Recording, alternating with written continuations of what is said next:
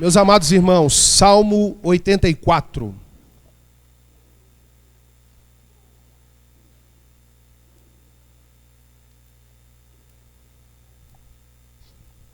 Salmo 84. Nós iremos ler do verso 1 ao 12, todo o Salmo. Eu gostaria muito da sua atenção para a leitura do texto e, obviamente, a sua atenção para a exposição da palavra. Salmo 84, do verso 1 ao verso 12. Diz assim, preste atenção. Quão amáveis são os teus tabernáculos, ó Senhor dos exércitos. A minha alma suspira e desfalece pelos átrios do Senhor. O meu coração e a minha carne clamam pelo Deus vivo. Até o pardal encontrou casa, e a andorinha ninho para si. E eu encontrei os teus altares, ó Senhor dos exércitos, Rei meu e Deus meu. Bem-aventurados os que habitam em tua casa, te louvarão continuamente. Bem-aventurado o homem cuja força está em ti, em cujo coração estão os caminhos aplanados. Ao passar pelo vale de Baca, faz dele um lugar de fontes. A chuva do outono cobre de poços. Vão indo de força em força, até cada um deles aparecer em Sião, perante Deus. Ó Senhor Deus dos exércitos, ouve a minha oração. Inclina os teus ouvidos, ó Deus de Jacó. Olha, ó Deus, escudo nosso, e contempla o rosto do teu ungido. Vale mais um dia nos teus átrios do que em outra parte 1000. Preferiria estar à porta da casa do meu Deus a habitar nas tendas da impiedade. Pois o Senhor é Deus, o Senhor Deus é sol e escudo. O Senhor dá graça e glória, e não nega bem algum aos que andam corretamente. Ó Senhor dos exércitos, bem-aventurado o homem que em ti confia. Deixa a sua Bíblia aberta, fecha os olhos. Deus, em nome de Jesus, Pai, nós nos colocamos na tua presença, diante da tua palavra, e suplicamos ao Senhor que haja aqui, Deus, um ambiente de paz, um ambiente de graça, um ambiente de tranquilidade para a exposição da tua palavra. Não permita, Deus, que nada roube a boa semente da tua palavra. Deus, eu oro pela vida dos meus irmãos e a minha própria vida, para que o Senhor me dê graça, clareza para a exposição do teu evangelho, e que os meus irmãos estejam atentos, ligados àquilo que o Senhor tem para falar ao nosso coração nessa noite. Assim oramos através de Jesus Cristo. Amém. Se assente, se for possível, dê um aplauso ao Senhor.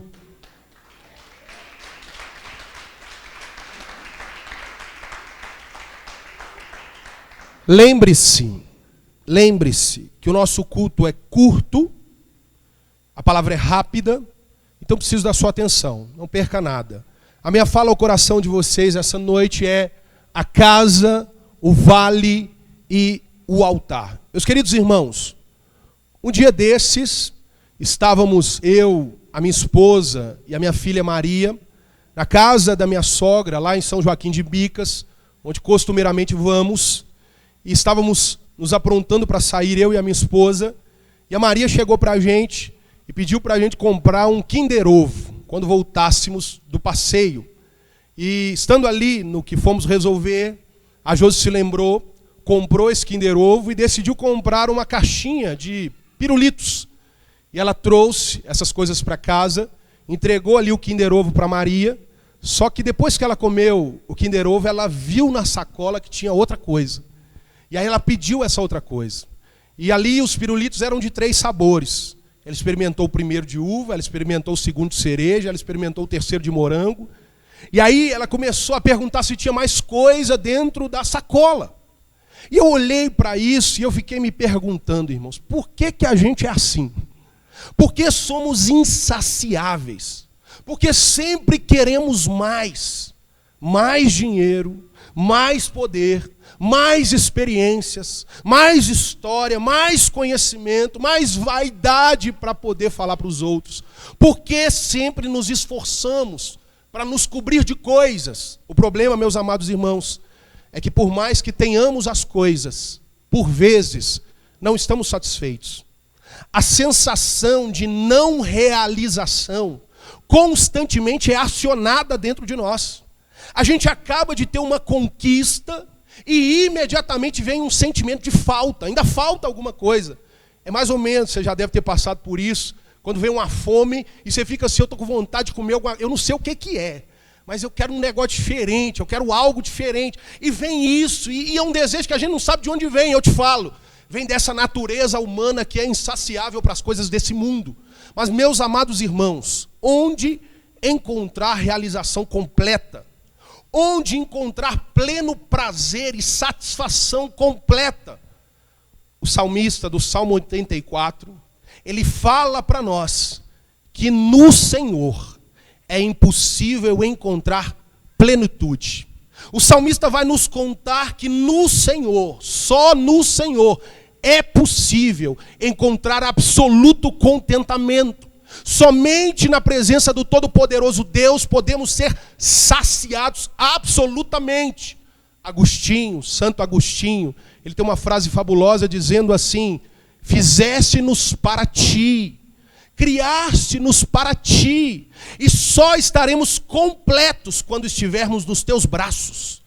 Quando Salomão escreve o livro de Eclesiastes, ele diz que dentro do homem Deus inseriu a eternidade. Existe aqui um vazio que tem o tamanho da eternidade, só o eterno Deus pode preencher. Meus amados irmãos, o salmista ele tem plena convicção disso. É por isso que ele escreve. E há uma discussão sobre quem é o autor desse salmo. Se é Davi que escreveu esse salmo, ou se foi os filhos de Coré, como na maioria das Bíblias que temos, marca que foram eles.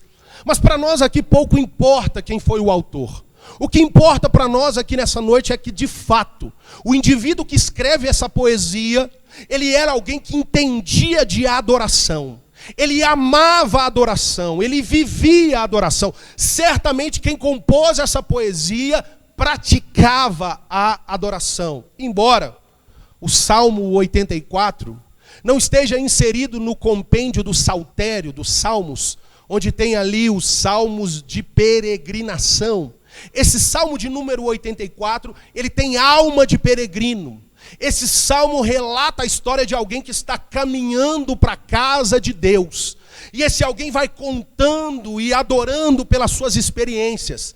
É alguém que está muito empolgado para o caminho que trilha. E esse alguém tem um alvo, e o alvo é a casa de Deus. Ele é um peregrino. Eu preciso te informar isso, porque nós vamos caminhar por esse salmo com essa perspectiva. A perspectiva de alguém que saiu de um ponto para chegar até outro ponto. E esse outro ponto é a casa de Deus. Meus amados irmãos, o verso 1 e o verso 2, o salmista começa sem rodeios. Ele começa rasgando o seu coração, dizendo que os tabernáculos do Senhor são amáveis. E dizendo no verso 2 para nós que a alma dele suspira e desfalece. Ele está apaixonado pelos átrios do Senhor. Ele suspira pela casa do Senhor. Só de imaginar em ir para a casa do Senhor, esse homem desfalece. Eu preciso te dizer algo. Nós sabemos, pregamos e cremos que Deus ele não habita em templos feitos por mãos humanas. De fato, a Bíblia diz isso. Nós sabemos que pela Escritura Sagrada nós somos templo do Senhor. Mas entenda uma verdade.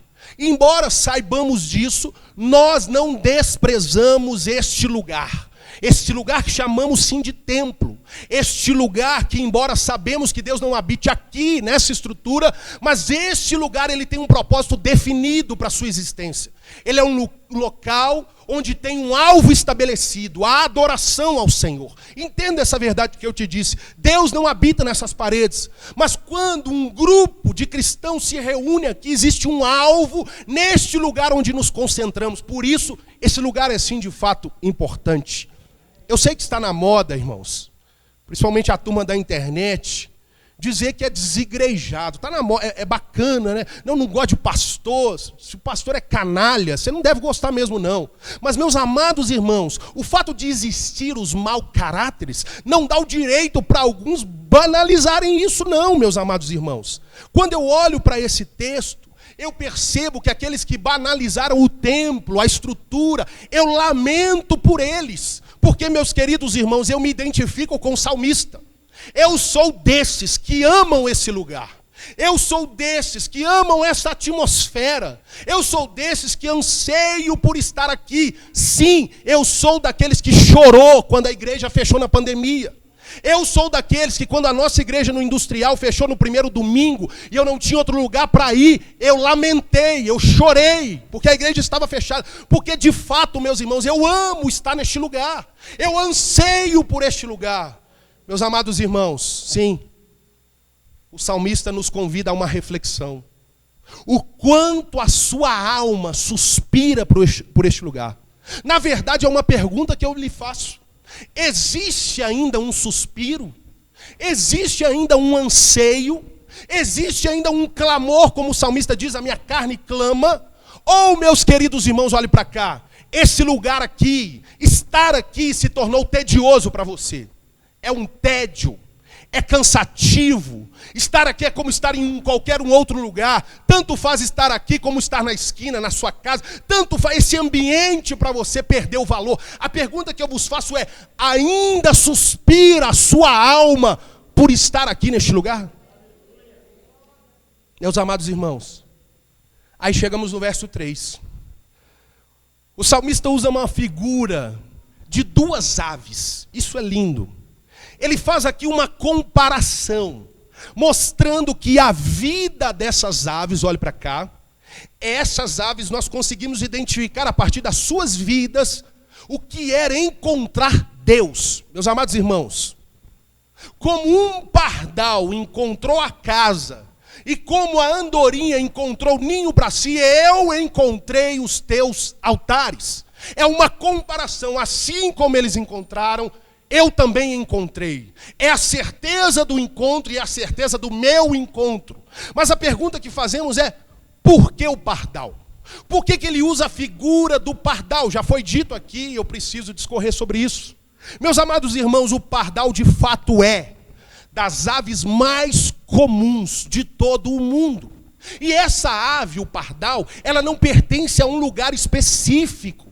Essa ave é uma ave universal. É uma ave que está em todo o lugar. Aí o salmista diz que essa ave se compara a minha e a minha vida ao encontrar com o Senhor. O que que esse texto nos diz? Meus amados irmãos, os altares do Senhor também estão disponíveis para todo o mundo. Na casa do Senhor, todos são iguais. Meus amados irmãos, na casa do Senhor, assim como o pardal é comum, assim como eles estão por toda parte, assim no nosso meio não há leigos, não há ricos, não há pobres, não há velhos, não há novos, não há negros, não há brancos, não há homens, não há mulheres. Há pessoas lavadas e remidas pelo sangue do Cordeiro. Como o pardal diante do Altíssimo, nos tornamos como pessoas comuns. Não tem um empresário, não tem um abastado. Aqui todos são comuns, que a única diferença que eles sustentam é porque tiveram um encontro com o dono do altar. Homens de todo mundo, de todas as tribos, de todas as línguas, de todas as nações, são bem-vindos à casa do Eterno. Mas por que a andorinha? A andorinha, se você não sabe, ela é de fato das aves mais gregárias. Ela é uma ave sociável. A andorinha, mormente, comumente, na maioria das vezes, ela anda em bando. Certamente, você já ouviu a expressão: uma andorinha só não faz verão. Porque uma andorinha é impossível de se ver que ela migre sozinha. Meus amados irmãos, sempre quando começa o inverno, a andorinha ela muda de lugar. Para quê? Para fugir do frio. Mas sabe o que é o mais interessante da andorinha? É que ela pode viajar 500 quilômetros por dia. E ela foge do inverno. Mas sempre quando o verão volta, ela retorna para o mesmo ninho. O exato, mesmíssimo ninho. Volta para o mesmo lugar. Meus queridos irmãos, eu olho para isso e eu me lembro que a andorinha, quando ela é registrada nos desenhos, nas fotos, ela normalmente voa numa figura de um V. Você já viu isso? Por que elas fazem isso? Eu não sei se você sabe, mas a que vai à frente do bando, a da ponta do V, ela vai ser a que bate as asas com mais força, para aliviar para as demais. Mas é tão interessante esse animal, que depois de algum tempo, essa ave da frente ela sai, ela vai para de trás da fila e a próxima passa para frente. As andorinhas, elas promovem um rodízio ao longo do voo, fazendo com que todas se cansem e descansem. Meus queridos irmãos, é por isso que o salmista está comparando os que amam a casa de Deus à andorinha.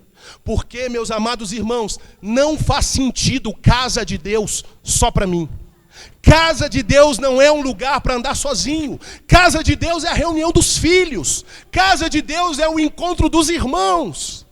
Meus queridos irmãos, assim como as andorinhas, aqueles que estão na casa de Deus, é proposto a eles ajudar uns aos outros, oferecer descanso para os cansados e receber descanso quando está cansado. A lógica da andorinha, ela vale para a gente. A casa de Deus é esse lugar onde eu encontro abrigo.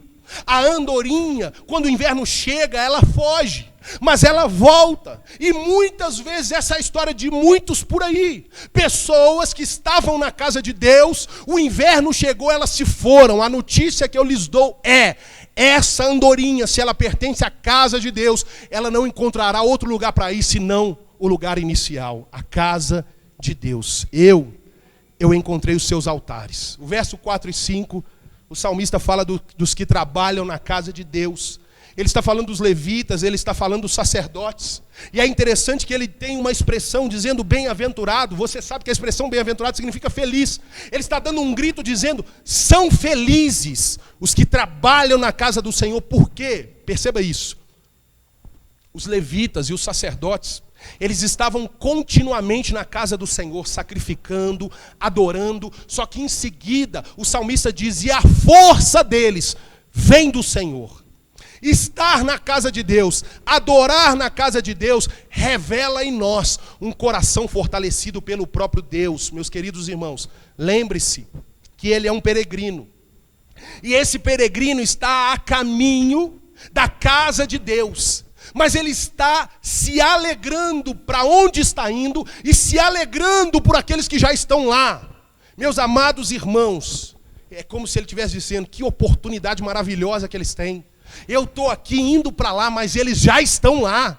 Eu estou aqui me esforçando para chegar, mas eles já chegaram lá. E aqui eu preciso confrontá-lo.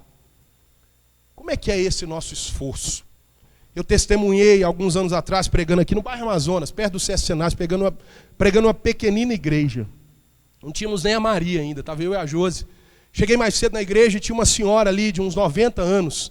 E eu conversando com ela, e ela me contando da experiência cristã dela, que ela se converteu aqui no bairro Amazonas, mas o pastor da igreja dela servia a ceia lá no Barreiro. E ela foi uma das primeiras moradoras aqui do bairro Amazonas, e ela tinha que sair a pé, sem luz, sem carro, sem Uber, sem nenhuma possibilidade. Para quê? Para atravessar praticamente um município para poder participar da mesa do Senhor. Nós vivemos nesse tempo.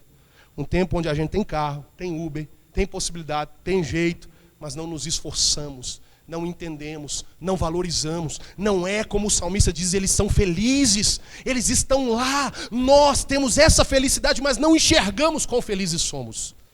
O verso 6, o salmista fala do vale de Baca. Olhe para cá. Meus amados irmãos, o caminho para a casa de Deus, ele era um caminho longo. E praticamente, para não dizer todos os peregrinos que saíam das redondezas da Palestina, que saíam de Israel, a caminho de Jerusalém, eles passavam por um vale. E esse vale se chamava Baca. Entenda essa verdade. Esse vale, como a maioria dos vales, era um lugar árduo, pedregoso, Muitos tropeçavam e caíam. Não tinha rios, era um lugar seco. Era escuro, que por conta das montanhas o sol não entrava. Era um lugar perigoso, por ser um lugar deserto.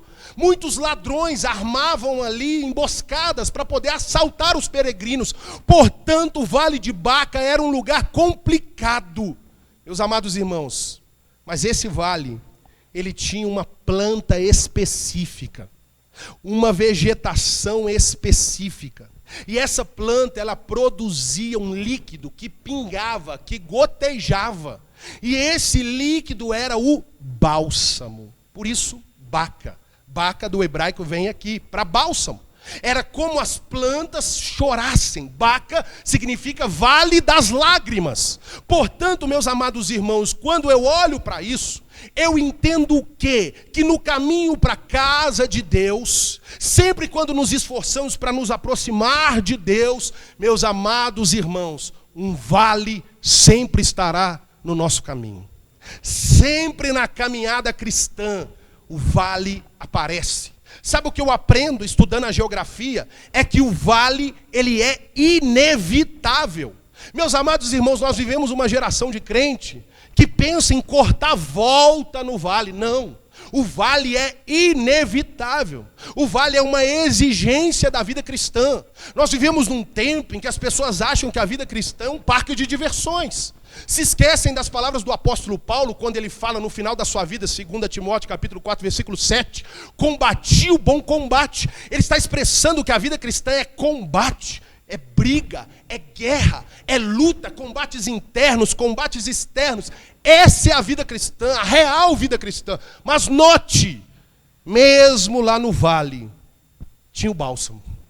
E o bálsamo, ele era usado para quê? Para o perfume e para poder servir de remédio. Note isso, mesmo no lugar onde vem o sofrimento, Deus sempre está lá com seu remédio. Mesmo no lugar onde havia cheiro de morte, Deus está lá com seu perfume. Meus amados irmãos, o vale é inevitável, mas nós também temos uma certeza, que ainda que andemos pelo vale da sombra da morte, nós não estaremos sozinhos. Deus continua cuidando da gente. Meus amados irmãos, eu olho para esse texto e eu entendo que o vale, ele não é um erro de Deus, como alguns pensam. Pensam que o vale é uma brincadeira de mau gosto de Deus. Pensam que Deus errou o caminho. Meus queridos irmãos, não. Essas pedras que nos faziam ou que nos fazem tropeçar no vale, essas pedras que nos machucam, o próprio Deus está lá para nos colocar de pé. Esse lugar escuro, onde a luz não brilha, o próprio Senhor é a nossa luz. Eu olho para esse texto e eu entendo que esse lugar onde tem emboscadas, o nosso Deus, ele é a proteção. É por isso que o salmista diz no verso 11, o Senhor é sol e é escudo. Ou seja, ele clareia o vale, ele me protege no vale. O verso 6, na parte B, ele diz mais, ele fala assim, faz dele um lugar de fontes. Olha para cá. Sabe o que é interessante? É que nesse vale era um lugar seco. Só que o salmista está dizendo que quando o peregrino passava por lá, ele cavava cisternas. O texto diz, na sequência do verso 6, que ele fazia isso esperando as chuvas. O vale era um lugar longo, e o peregrino, imaginando que ele poderia ter sede, ele cavava cisternas esperando Deus enviar chuva. Eu olho para esse texto e eu aprendo aqui uma verdade. A chuva é Deus quem manda. Ninguém tem poder de mandar chuva. Mas cavar cisterna cabe a nós. Eu olho para esse texto e eu entendo que caminhar para a casa de Deus exige esforço, exige empenho, exige ânimo. Muitos querem chegar, mas falta-lhes vontade de chegar. Falta-lhes esforço para poder cavar. E aí a minha pergunta para você é: como anda o seu esforço em relação à casa de Deus? Quantas cisternas você tem cavado, se esforçado? Preferimos o sono ao culto? Queremos a diversão ao invés da adoração? Existem cisternas, preparamos recursos. Como nós temos preparado essa caminhada? Vamos de qualquer maneira para voltar ou não? Meus amados irmãos, somos a geração desanimada, cansada, Que às vezes você conversa com o indivíduo, você sai cansado, pesado, meu Deus do céu. Eu olho para esse texto e eu vejo que para chegar na casa de Deus não é para qualquer um. É quem está disposto a cavar, é quem está disposto a se esforçar.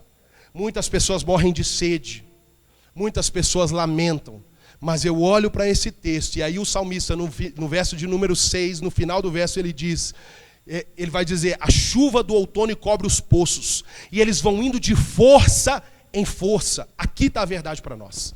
Muitos vão perdendo a força no meio da caminhada. Só que o salmista diz que aquele que se esforça, a força vai sendo aumentada. A dificuldade da caminhada não esgota a força, mas aumenta a força. Quando eu me sinto cansado, quando eu sou fraco, é aí que eu sou forte. É aí que eu sou fortalecido. Quando as minhas forças se vão, a força de Deus entra. E o verso 7, parte B, diz: e aí estamos em Sião, perante o Senhor. O salmista está falando da chegada. Ele venceu. Ele chegou na cidade santa. Eu não sei se você sabe, mas a cidade de Jerusalém, ela é construída sobre o monte de Sião. Você já escutou o hino e tem o salmo que os que confiam no Senhor são como os montes de Sião, que não se abalam. Os montes de Sião é esse lugar onde a cidade está estabelecida, e o salmista está dizendo, ele atravessou o vale e agora ele contemplou Sião. Valeu a pena, ele está diante de Sião. Entenda essa verdade, o vale ele é inevitável, mas o vale não dura para sempre. Chega um lugar que ele acaba e você contempla Sião. Quem sabe seja essa noite de Deus para você. Seja essa a palavra rema do esgotamento do vale para contemplarmos Sião. O vale, meus irmãos, ele não existe apenas para contarmos histórias tristes, mas ele existe para contarmos histórias de superação. O vale existe para contarmos que o atravessamos. O vale existe para contarmos que o vencemos. O vale existe para contarmos que Sião nós pisamos. Eu olho para esse texto, para que eu encerre, no verso 10. Depois de ter atravessado todo o vale, ele diz: mais vale um dia nos teus átrios do que 1000 em outra parte. Olhe para cá, para que eu encerre. O salmista, ele atravessou todo o caminho. Ele gastou muito tempo para poder chegar onde ele queria chegar, que era na casa de Deus. Mas quando ele chega lá, ele olha para trás e ele chega a uma conclusão: Senhor, eu cheguei. E ao que parece, o salmista, se você perceber no detalhe, ele não ia ficar muito tempo em Jerusalém. Certamente era um homem que precisaria voltar depressa. Certamente alguém que atravessou com muito esforço para bater e voltar. Seria um encontro rápido. Mas ele chega à seguinte conclusão: Senhor, eu custei a chegar. Eu vou ficar aqui só um dia, mas mais vale esse dia na tua casa do que 1000 em qualquer lugar. Entenda isso, pouco na presença de Deus. Mas eu vou pegar o amém, eu vou chegar para o final. Venha, se esforce, porque mais vale o que você pode receber aqui, mais vale o que você pode experimentar aqui, do que o que você pode experimentar em qualquer parte do mundo, todos os dias da sua vida. É interessante que ele fala: mais vale um dia nos teus átrios. Preste atenção nisso. O templo, a geografia do templo era assim: você tinha os átrios, que era a parte de fora, você tinha o lugar santo, e você tinha o lugar santíssimo, que é o santo dos santos. Aqui o lugar santíssimo era só o sumo sacerdote, uma vez por ano que entrava. O lugar santíssimo era só os levitas e alguns sacerdotes que entravam. Os átrios eram onde ficava o povo judeu, ficava. Se fosse gentio, nem entrava no átrio. Aqui ficava o povão, quem não estava fazendo nada, só estava lá. O átrio é o primeiro lugar, é quem não está ministrando, é quem não está fazendo nada. É alguém que está só lá. O salmista está dizendo assim: não importa se eu não estou cantando hoje. Não importa se não é eu que estou pregando hoje. Não importa se não é eu que estou na porta. Eu só quero estar lá. Não importa. Não importa se eu não vou entrar no Santo dos Santos, se eu não vou pisar, se eu não vou tocar. Não interessa.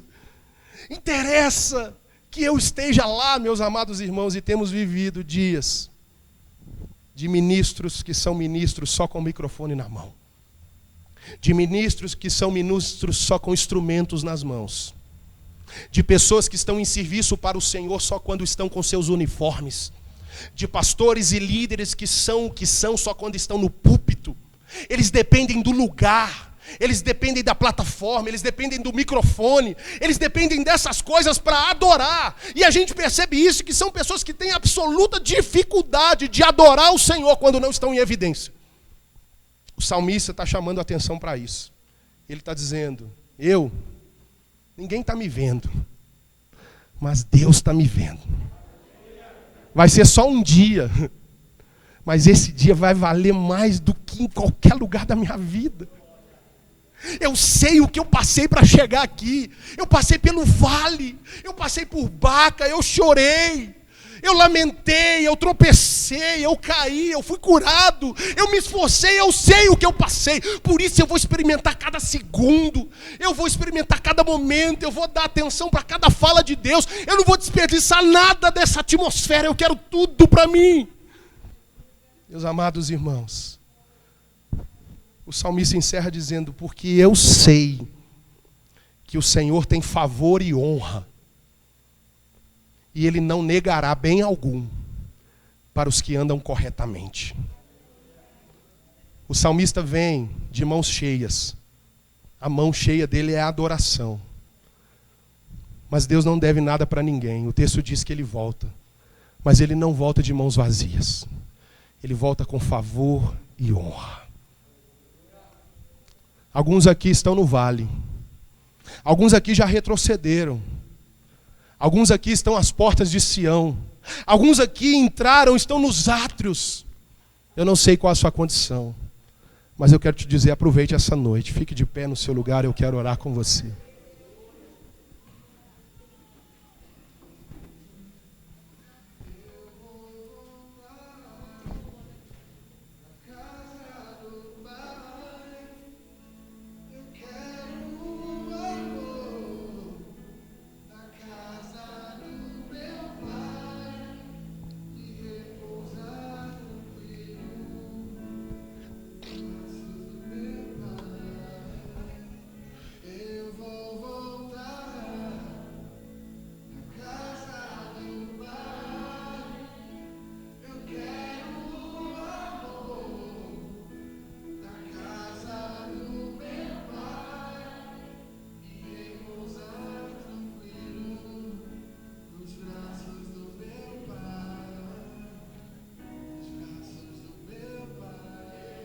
Aleluia, aleluia.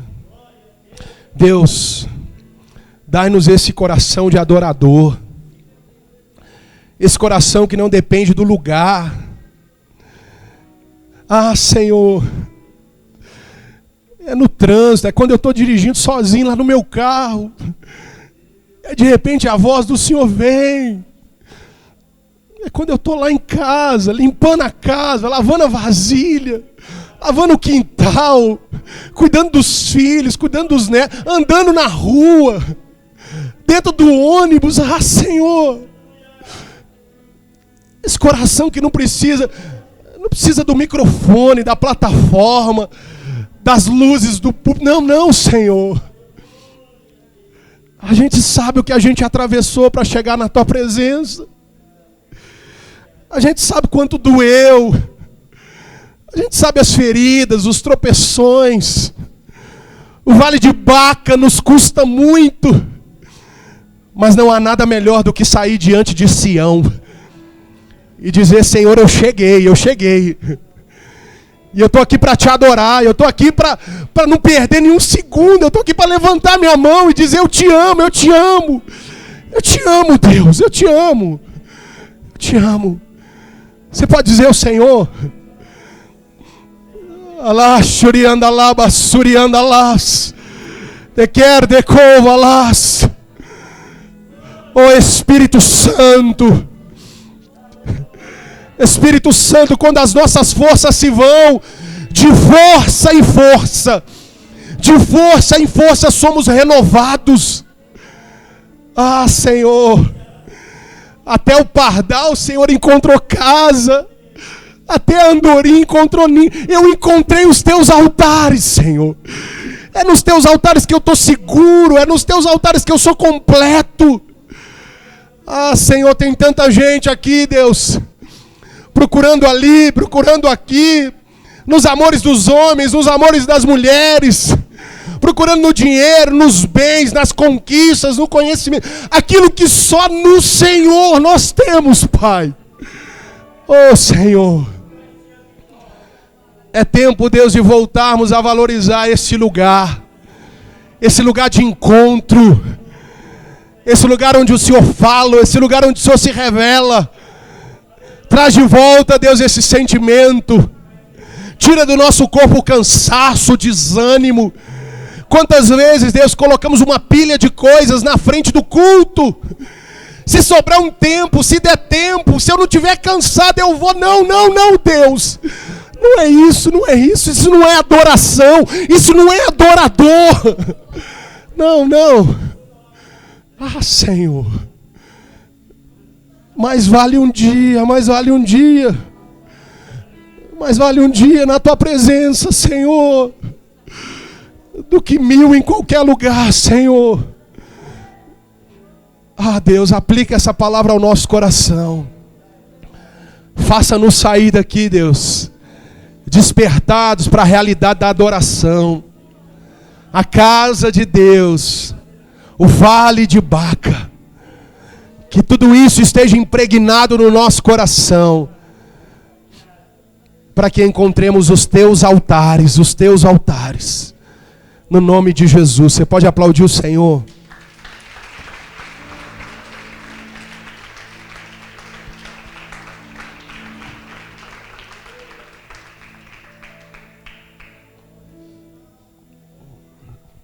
Está chegando o final do ano, irmãos.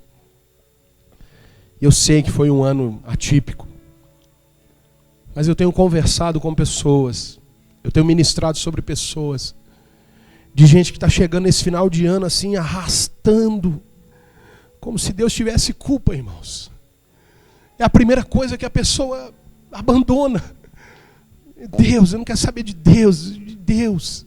E gente que está arrastando, minguando. A minha oração é que você encerre o ano como você começou. Cheio de sonho, cheio de plano, cheio de amor por Deus. Eu quero Deus.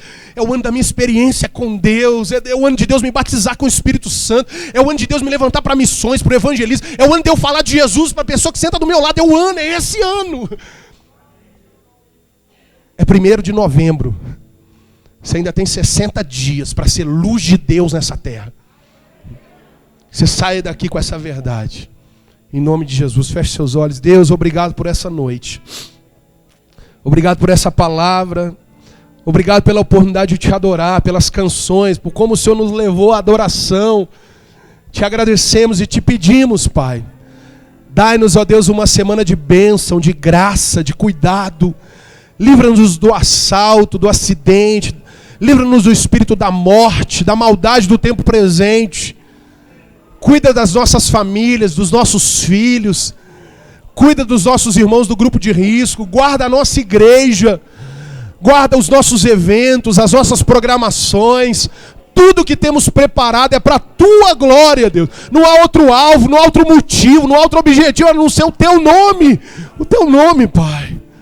Assim oramos através de Jesus Cristo. Estenda as mãos. Que o amor de Deus, o Pai, a graça salvadora do Filho Jesus Cristo, as doces consolações do Espírito Santo de Deus, repousem sobre a sua vida, a sua família, sobre a igreja de Cristo na face da terra. Aquele que crê, diga amém. E dê um aplauso ao Senhor no seu lugar.